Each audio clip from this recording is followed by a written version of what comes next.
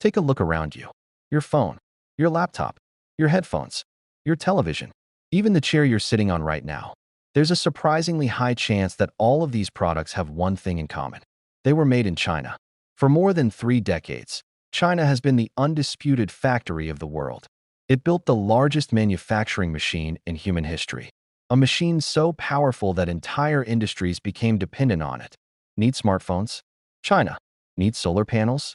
China. Need toys, electronics, furniture, batteries, machinery, clothing, appliances, or industrial components? China.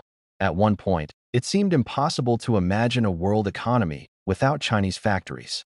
But something strange has been happening. The world's biggest corporations are quietly changing their strategy. Governments are rethinking global supply chains. Investors are pouring billions into new manufacturing hubs. And for the first time in decades, there is a serious conversation taking place inside boardrooms across the world. What comes after China? Now, let's be clear. China isn't collapsing. Its factories aren't disappearing. And nobody is packing up overnight. But the world is changing.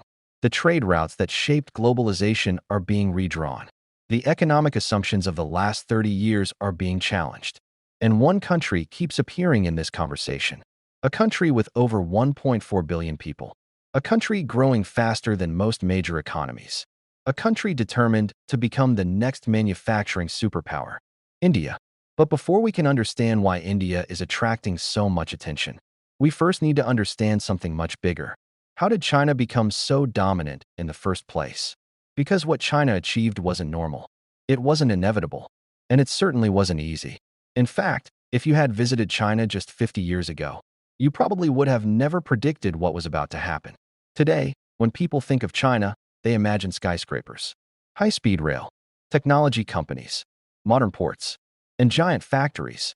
But in the 1970s, China looked completely different. The country was poor. Very poor. Millions of people lived in rural areas. Economic growth was slow. Industrial productivity lagged behind much of the developed world. At the time, few people viewed China as an economic powerhouse. In fact, many experts believed countries like Japan, Germany, and the United States would continue dominating global manufacturing indefinitely. China wasn't even part of that conversation. Then everything changed. After the death of Mao Zedong in 1976, a new generation of leadership emerged. At the center of this transformation was a man named Deng Xiaoping. Unlike many leaders before him, Deng was willing to experiment. He understood something crucial. China could not become wealthy while remaining economically isolated. So he launched a series of reforms that would reshape not only China, but the entire world. One of his most famous ideas was surprisingly simple. Instead of controlling every aspect of the economy from Beijing, why not allow certain regions to experiment with market-oriented policies? Why not attract foreign investment? Why not invite global businesses into China? At the time, these ideas were revolutionary, and they would soon lead to one of the greatest economic transformations in history. In 1980, the Chinese government created something called a special economic zone. One of the most famous was Shenzhen. Today, Shenzhen is a global technology powerhouse. But back then, it was little more than a fishing village. Its population was tiny compared to today. Few people outside China had even heard of it. But the government saw potential. Companies operating in these special zones received incentives, lower barriers, greater flexibility, access to labor, and encouragement to invest. Foreign businesses began paying attention. For the first time, multinational corporations saw an opportunity. China had something that few countries could match: an enormous workforce, millions upon millions of people willing to work, and wages that were significantly lower than those in developed countries. For companies looking to reduce costs, the math was irresistible. Imagine you're a business executive in the 1980s. You manufacture consumer goods. Producing those goods in the United States or Europe is becoming increasingly expensive. Labor costs are rising. Competition is intensifying. Shareholders want higher profits. Then someone shows you China, a country eager to attract investment, a country building infrastructure at incredible speed, a country offering access to a massive workforce. Suddenly the decision becomes much easier. One company moves production, then another, and before long, a trend becomes a movement. The movement becomes a wave. and the wave becomes a tidal force that transforms the global economy. Throughout the 1980s and 1990s, more and more companies shifted manufacturing to China. The reason wasn't complicated. China could produce goods at lower cost. But over time, something even more important happened. China stopped being merely cheap. It became efficient, extremely efficient. Imagine you're building a smartphone. You need screens, batteries, microchips, packaging, camera modules, metal components, assembly workers, testing facilities, logistics providers, shipping companies. In many countries, these suppliers might be scattered across different regions. In China, they increasingly clustered together. Factories appeared next to factories. Suppliers moved close to customers. Industrial ecosystems emerged. This created a powerful advantage. Need a component delivered quickly? The supplier might be only a few kilometers away. Need to increase production tomorrow? Thousands of workers are available. Need infrastructure? New roads and ports are already being built. This level of coordination dramatically reduced costs and increased speed. And speed matters, especially in industries where product cycles are short. Soon, China wasn't just competing on price. It was competing on scale. And scale changes everything. Because once enough companies move to one location, the location becomes even more attractive. Economists call this a network effect. The more businesses that arrive, the stronger the ecosystem becomes. And the stronger the ecosystem becomes, the harder it is for competitors to catch up. China entered a powerful cycle. Investment attracted factories. Factories attracted suppliers. Suppliers attracted more investment. And the cycle continued, year after year, decade after decade, until China became something the world had never seen before. A manufacturing giant on a historic scale. Perhaps no company demonstrates China's manufacturing power better than Apple. When people buy an iPhone, they often think about design, software, marketing, innovation. But behind every iPhone is one of the most sophisticated supply chains in human history. For years, China was the heart of that system. Companies like Foxconn built enormous facilities capable of employing hundreds of thousands of workers. Entire cities effectively revolved around manufacturing. The scale was staggering. Imagine receiving an order for millions of smartphones. Not thousands, not tens of thousands, millions. Then imagine delivering them on schedule, with strict quality standards, at competitive prices. Very few places on Earth could do this. China could, and that's why companies kept coming. Apple wasn't alone. Neither were Dell, HP, Sony, Microsoft, or countless others. They all benefited from the same ecosystem. An ecosystem that had taken decades to build. An ecosystem so effective that many people began believing it could never be challenged. And for a while, that seemed true. But then the world started changing. And the very strengths that helped China rise would eventually create new challenges. Challenges that would force companies to rethink their dependence on a single country. And that is where our story begins to take an unexpected turn. For decades, China looked unstoppable. Then rising wages, trade wars, and a global pandemic changed everything. And suddenly, companies began asking a question they hadn't seriously considered in years. What if we need another China? For decades, China looked unstoppable. Every year, new factories opened. Exports surged. Foreign investment poured in. And China's economy expanded at a pace the world had rarely witnessed before. From the outside, it seemed like the perfect success story. But beneath the surface, something was changing. Ironically, it was a problem created by China's own success. Workers were becoming richer. Cities were becoming more developed. Living standards were improving. And wages were rising. Now, for ordinary Chinese citizens, this was fantastic news. Higher wages meant better lives. Better housing, more opportunities, a growing middle class. But for multinational corporations, rising wages created a dilemma. Remember why many companies moved to China in the first place? Cost. If labor costs increased significantly, the economic advantage began to shrink. Suddenly, executives started looking at spreadsheets. The numbers weren't as attractive as they once were. A factory worker who cost a fraction of an American worker in the 1990s now costs significantly more. China was still competitive, but it wasn't the ultra-cheap manufacturing destination it once was. And that forced companies to ask an uncomfortable question. If China becomes more expensive, where do we go next? At first, there wasn't an obvious answer.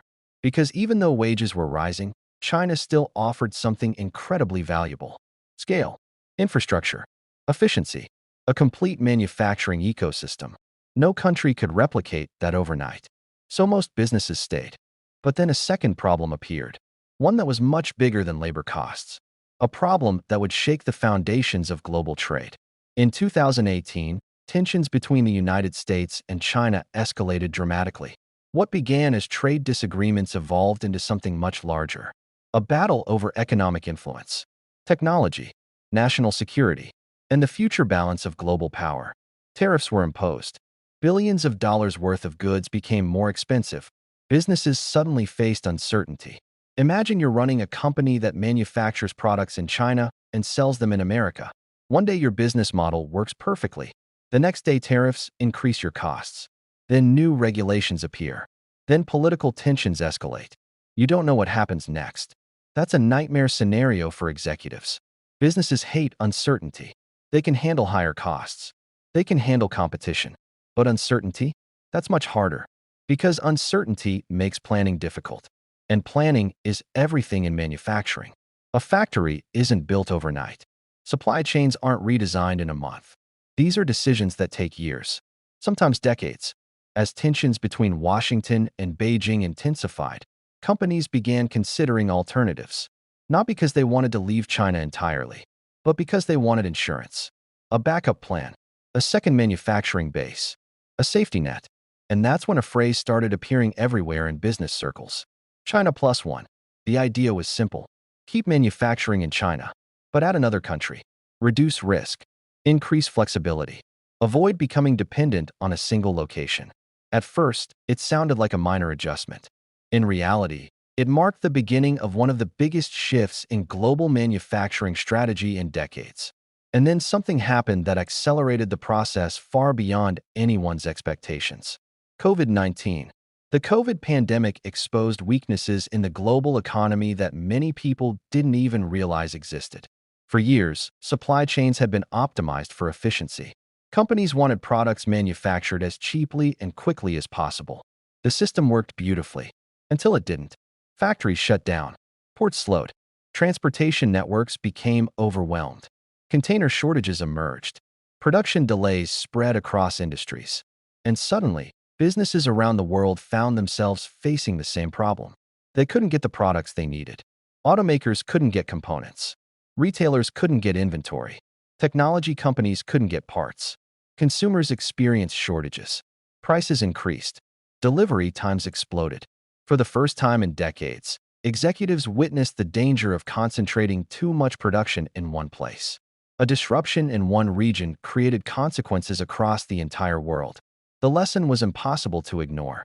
Efficiency alone was no longer enough. Resilience mattered too. Businesses needed redundancy. Governments began discussing supply chain security. Investors started looking for countries that could absorb manufacturing growth. And one nation stood out more than almost any other: India. For years, India was often described as a country with enormous potential. The problem was that potential and reality aren't always the same thing. Investors had been talking about India's future for decades. But now something different was happening. The world suddenly needed alternatives. And India was uniquely positioned to benefit. First, there was the population. More than 1.4 billion people. A workforce measured in hundreds of millions. A demographic profile that looked increasingly attractive compared to aging economies. While many countries worried about shrinking workforces, India remained remarkably young. Every year, millions of people entered the labor market. For manufacturers, that matters a lot. Factories need workers. Industries need talent. Economic growth requires human capital. And India had it. But demographics were only part of the story. The country was also changing rapidly. New highways, new airports, modern logistics networks, industrial corridors, digital infrastructure. The government launched initiatives designed to encourage manufacturing and attract investment. The message was clear. India wanted to become a major production hub. And unlike previous decades, global companies were finally paying serious attention. Not because India was perfect, but because the world had changed. The question was no longer, is India ready? The question became, can we afford not to invest in India? If you want to understand where global manufacturing is heading, watch Apple. Because Apple doesn't make decisions lightly. Every change in its supply chain is carefully calculated. Every factory location is analyzed extensively. Every move sends a signal to the rest of the business world. For years, Apple's manufacturing ecosystem was heavily concentrated in China. And for good reason. China provided speed, scale, infrastructure, and an unmatched supplier network. But Apple also understood the risks. A company that generates hundreds of billions of dollars in revenue cannot afford major supply chain disruptions. So Apple began expanding production elsewhere. And India became one of the most important destinations. This wasn't simply about labor costs. It wasn't even about politics alone. It was about diversification, risk management, long-term strategy. And whenever Apple moves, suppliers often follow. Because suppliers want to stay close to their biggest customers. Then the suppliers arrive. And gradually, an ecosystem begins to form. This is exactly how manufacturing clusters develop. Not overnight, not in a year, but over time. And that's why Apple's expansion into India matters far beyond smartphones. It signals confidence. Confidence that India could become a significant piece of the global manufacturing puzzle. But before we declare India the next China, we need to address a critical question. Can India actually do it? Can any country truly replace the manufacturing giant that China has become? Or is the entire premise flawed? Because the answer is much more complicated than most headlines suggest. China spent more than 40 years building the world's most powerful manufacturing ecosystem. India has momentum, investment, population, and opportunity. But does it have enough to challenge the giant? That's what we'll explore next. If you followed business news recently, you've probably seen headlines like these. India is the new China. Manufacturing is leaving China. The world has found its next factory. They're attention-grabbing. They're clickable. And they make for great headlines. But there's one problem. Reality is far more complicated. Because replacing China isn't like replacing a supplier. It's like replacing an entire ecosystem. Imagine trying to recreate Silicon Valley from scratch. Not just the companies, not just the buildings. Everything. The investors, the engineers, the universities, the suppliers, the culture, the experience, the infrastructure. Now imagine doing it at a national scale. That's what competing with China's manufacturing ecosystem looks like. Many people underestimate just how enormous China's advantage really is. Factories don't exist in isolation. They depend on roads, railways, ports, power plants, suppliers, financial systems, engineering talent, logistics networks, and perhaps most importantly, decades of accumulated experience. China didn't wake up one day and become the factory of the world. It spent more than 40 years building that position, which raises an important question. What exactly makes China so difficult to replace? Let's imagine you're launching a new smartphone. You need hundreds of components: screens, batteries, camera modules, circuit boards, metal casings, packaging materials, microchips, assembly services, testing facilities, transportation providers. In many countries, these suppliers may be spread across multiple regions, sometimes even multiple countries. In China, many are located within the same industrial ecosystem. Need a design change? Engineers can meet immediately. Need a component delivered? It may arrive within hours. Need production increased? Factories can scale rapidly. This concentration creates extraordinary efficiency. And efficiency creates competitive advantages. That's why cities like Shenzhen became legendary in manufacturing circles. Entrepreneurs could move from idea to production faster than almost anywhere else on Earth. The result? Speed. And in modern business, speed is often everything. This is why many companies aren't actually leaving China. Instead, they're reducing dependence on China. There's a huge difference. Because even today, China remains one of the most efficient manufacturing centers ever created. And that's why many experts believe the future won't involve replacing China. Instead, it will involve sharing manufacturing across multiple countries. A world where China remains powerful, but no longer dominates to the same extent. And that shift creates opportunities for countries like India. India has many advantages: population, talent, economic growth, political stability compared to many emerging markets, a rapidly expanding middle class. But India also faces serious challenges that rarely appear in optimistic headlines. Infrastructure remains one of the biggest. Moving goods efficiently is critical for manufacturing. Every delay increases costs. Every bottleneck reduces competitiveness. Imagine a factory producing millions of products. If components arrive late, production slows. If shipments get delayed, customers become frustrated. If transportation costs are too high, profit margins shrink. This is where China spent decades investing aggressively. Roads, ports, railways, industrial zones, logistics systems. India has made tremendous progress. But catching up takes time. Lots of time. Then there's the issue of scale. China's manufacturing workforce developed expertise over generations. Entire regions became specialists in specific industries. Recreating that knowledge isn't impossible, but it doesn't happen overnight. This is one reason many economists argue that India's journey will take decades rather than years. The opportunity is real. The growth is real. But so are the challenges. And understanding both sides is essential if we want an honest picture of what's happening. Because the race to attract manufacturing isn't just between India and China. There are other competitors entering the game, and some of them are moving surprisingly fast. While most headlines focus on India and China, several other countries are quietly benefiting from supply chain diversification. Let's start with Vietnam. Vietnam has become one of the biggest winners of the China Plus One strategy. Why? Because it offers relatively competitive labor costs, strong export growth, and geographic proximity to China. Many companies can shift part of their production while remaining connected to existing Asian supply chains. Then there's Mexico. Mexico has a unique advantage. Location. For companies serving the United States, producing goods in Mexico can dramatically reduce transportation times. Instead of waiting weeks for ocean shipments, products can move across land borders. This trend is often called nearshoring, and it's becoming increasingly popular. Then there's Indonesia. With its large population and growing industrial ambitions, Indonesia is positioning itself as a future manufacturing powerhouse, particularly in industries related to batteries and electric vehicles.